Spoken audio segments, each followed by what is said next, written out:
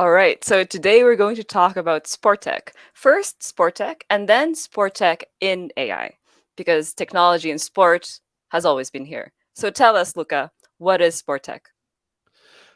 Look, sport is all about performance, right? Let's be honest. It's about getting first, being the champion, and to get to the top. Well, in 2022, you have to use technology, a lot of it, and this is what sport tech is all about. It fulfills a need that has been emerged, I think, in the last 20 years or more, for improved performance, improve insights, and technology that can really assist the athletes in every part of their journey, from training to match day, to competition, to injury prevention, so on and so forth. And sport tech is an industry right now, multi-billion-dollar industry, growing double digit, that essentially groups together all the technology companies that decided to sell into sport. Perfect. That was very comprehensive. And so tell us, within sport tech, how exactly is AI doing interventions? What are the examples?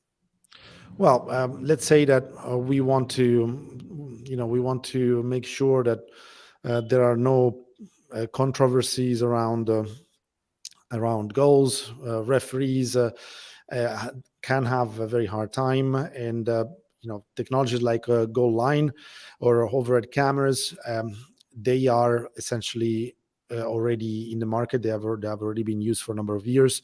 If Hmm. you're Irish, you know that in Gaelic games, there is something called Okai. This is an amazing technology that is able to locate the ball and understand if the ball is in or out. And this is obviously, I'm talking about hurling here.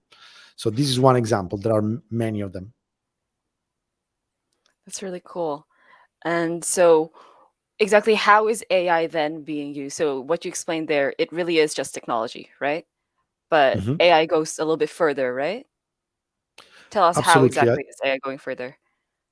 I mean, there are at least three segments Mm, where AI is really percolating, creating real value for sport practitioners. mm, Actually, at every level, we're not talking about pro.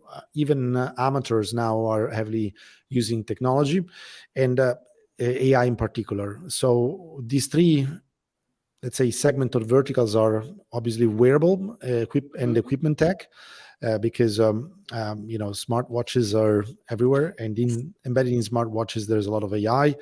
Then we said it before. It's all about performance. So athletic performance tracking is another big one. Understanding how the players are moving, how yeah they interact, how the different teams, if it's a sport team, compare with each other. There's a lot of computer vision here, and this computer vision is happens thanks to multiple cameras and multiple sensors deployed in stadiums. And then there is the fan experience. So this is probably the third and most exciting segment for me, because there is a real potential to create value in also for the amateur, Mm.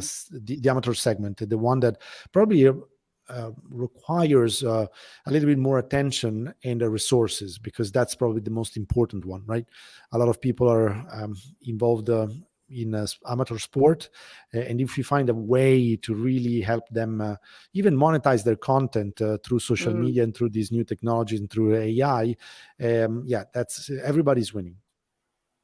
Yeah, that's really interesting. And I do feel like in the last couple of years, it really is starting to blow up, especially because when you think about it historically, how do you make money from sport, right? You make money from the teams and the players, but how do you make money like throughout, right? It really is just like you need to be watching it on the television or you need to be hearing about it. And now with social media and internet, you can really splice up the different parts of a game and be able to sell that in a much more accessible way, if that makes sense. So yeah, it's really interesting. Absolutely. Now, I mean, there is a real democratization of Mm, yeah, streaming platforms, content creators are there. The tools are there. It's just, the matter for sport people is a little bit more complicated because there is a real time aspect. Okay, while Mhm. for a YouTuber, well, you can record your videos, you can edit your videos. Um, for sport content, this sport content should be produced and consumed almost in real time. This is a big one of the biggest challenges. But yeah, guess what? Technology is getting there, and AI is an accelerator of these consolidated trends. So we'll see a lot of interesting things in this space. Very exciting.